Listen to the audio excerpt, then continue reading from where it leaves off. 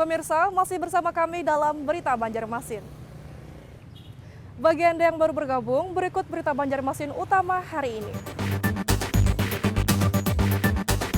Warga di kawasan Jalan Ahmad Yani, kilometer 15, Kelurahan Gambut, Kecamatan Gambut, Kabupaten Banjar, Jumat siang lalu digegerkan dengan penemuan mayat membusuk di dalam sebuah mobil.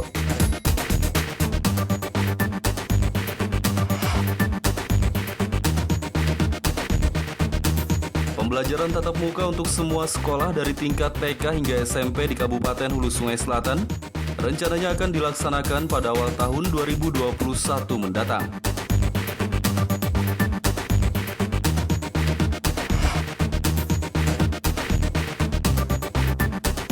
Semua tenaga kesehatan di Banjarmasin yang gugur saat bertugas menangani COVID-19 diberi santunan senilai 300 juta rupiah oleh Kementerian Kesehatan Republik Indonesia. Santunan diserahkan kepada ahli waris dari tenaga kesehatan yang gugur tersebut.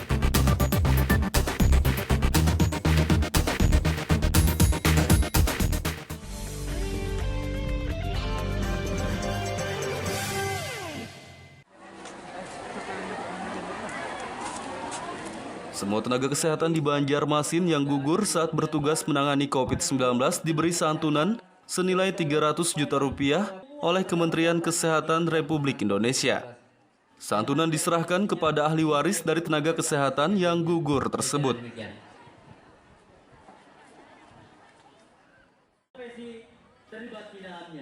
Penyerahan santunan kepada ahli waris tenaga kesehatan berlangsung pada Sabtu lalu di depan kantor Dinas Kesehatan Banjarmasin saat acara peringatan Hari Kesehatan Nasional ke-56. Juru bicara tim Satgas COVID-19 Banjarmasin, Mahli Riyadi mengatakan, ada 4 dokter dan 2 perawat yang mendapat penghargaan serta santunan dari Kemenkes RI. Adapun nilai dari santunan yang diserahkan bagi ahli waris tenaga kesehatan tersebut, yakni sebesar 300 juta rupiah. Ya, mereka yang gugur itu mendapat santunan dari Kementerian Kesehatan, ya, dan begitu juga dengan tenaga perawat. Dari tenaga kesehatan kita, almarhum Zailani, perawat Dinas Kesehatan Kota Banjarmasin yang bertugas di Puskesmas Teluk Tiram, meninggal dunia. Beliau adalah tenaga surveillance dan kemarin hari Sabtu sudah mendapatkan santunan dari Kementerian Kesehatan, dan besok di hari Sabtu kami juga mengundang mereka, ya, istri almarhum ini untuk diberikan penghargaan dari Dinas Kesehatan kepada istrinya, ya, dan seluruhnya totalnya ada 6 orang untuk di Banjarmasin. Mahli Riyadi menambahkan penghargaan dan santunan bagi tenaga kesehatan yang telah gugur diharapkan bisa bermanfaat dan meringankan beban bagi ahli waris yang ditinggalkan. Dari Banjarmasin, Kalimantan Selatan, Muhammad Lutfi Darlan dan Pudael melaporkan.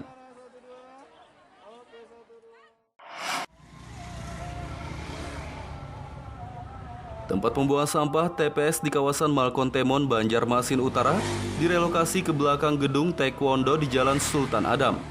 Jika masih ada warga yang membuang sampah di TPS tersebut, akan dikenai tindak pidana ringan atau tipiring.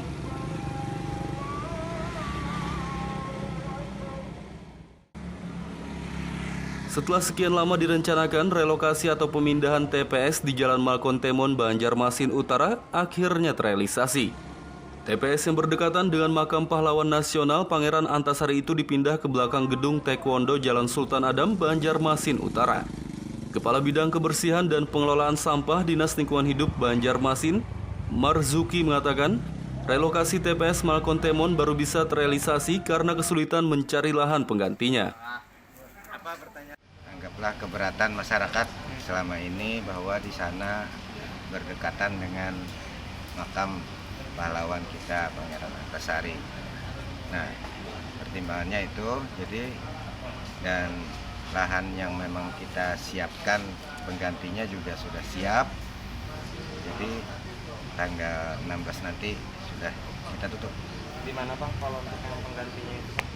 Penggantinya sementara memang kita lahan punya Pemko sendiri yang ada di belakang gedung Taekwondo.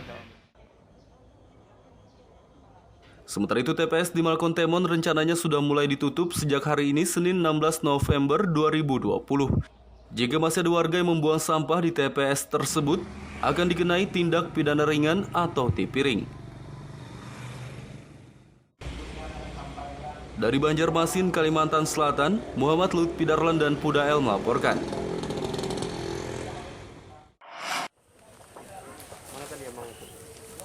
Rumah rusak yang dihuni lansia bernama Muhammad Yusuf di Desa Anjir, Serapat Baru, Kecamatan Anjir Muara, Kabupaten Batola, akhirnya direnovasi. Sebelumnya kondisi rumah Muhammad Yusuf sangat memprihatinkan karena sudah rusak parah dan tidak layak huni. Rumah berukuran 3 x 4 meter persegi tersebut dari lantai, dinding, hingga bagian atapnya tampak sudah nyaris tidak ada lagi. Bahkan untuk tidur saja lansia berusia 66 tahun itu hanya memiliki tempat seukuran tubuhnya dan hanya ditambahkan terpal di atasnya agar tidak kebasahan saat hujan. Sementara untuk mendapat penghasilan memenuhi kebutuhan hidupnya sehari-hari, lansia yang hidup sebatang kara ini menjual abu gosok yang diperolehnya di belakang gudang penggilingan padi. Atas kondisi memprihatinkan inilah Kapolres Batola dan Kapolsek Anjir Muara tersentuh untuk melakukan renovasi. Mereka pun menyiapkan 4 orang tukang dan bahan bangunan selengkapnya. Renovasi rumah tersebut dilakukan pada hari Jumat hingga Sabtu lalu, dibantu oleh jajaran Polres Batola dan Polsek Anjir Muara, serta dibantu anggota Koramil dan warga setempat. Penghuni rumah tak layak huni Muhammad Yusuf mengaku sangat bersyukur ada yang mau memperbaiki rumahnya. Ada syukur, alhamdulillah ada orang membaiki akan gitu lah.